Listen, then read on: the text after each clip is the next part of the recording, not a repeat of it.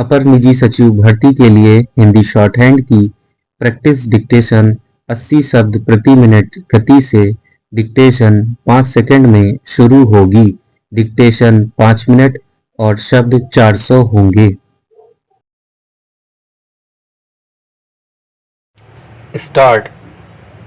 माननीय सभापति महोदय, मैं आपकी अनुमति से शिक्षा मंत्री जी ने जो प्रस्ताव सदन के सामने प्रस्तुत किया है उसका समर्थन करने के लिए खड़ा अवश्य हुआ हूँ।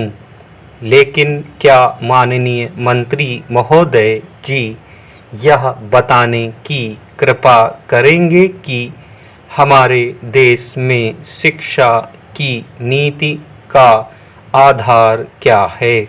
शिक्षा की नीति में सबसे प्रमुख बातें क्या होनी चाहिए? इस संबंध में मेरे विचार इस प्रकार है कि अपने देश में वे तमाम बच्चे जो पढ़ना चाहते हैं या जिनके माता पिता पढ़ाना चाहते हैं उनको शिक्षा प्राप्त करने का अवसर सुलभ होना चाहिए। दूसरी बात यह है कि हमारे देश के गरीब लोगों के लिए शिक्षा सस्ती होनी चाहिए। और तीसरी बात यह है कि शिक्षा मिलने के बाद इस बात की गारंटी होनी चाहिए कि जो लोग पढ़ लिख कर निकलें उनको किसी न किसी काम में लगाया जा सके।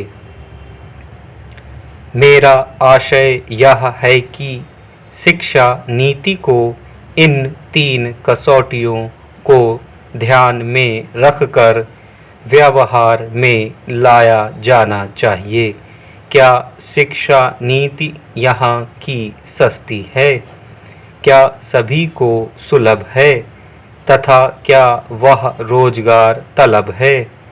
मान्यवर, इन 3 कसौटियों पर विचार करने के बाद हम निष्कर्ष पर पहुँचेंगे और यह सदन भी इस निष्कर्ष पर पहुँचेगा कि ना तो शिक्षा सुलभ है, ना सस्ती है और ना यह रोजगार तलब है।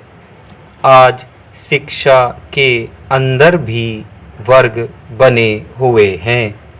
क्या शिक्षा हाई क्लास के लोगों के लिए है जो कि उन लोगों को पब्लिक स्कूलों के माध्यम से दी जाती है और वहाँ पर जो बच्चे पढ़ते हैं उन पर कई 100 रुपए प्रति माह व्यय होता है।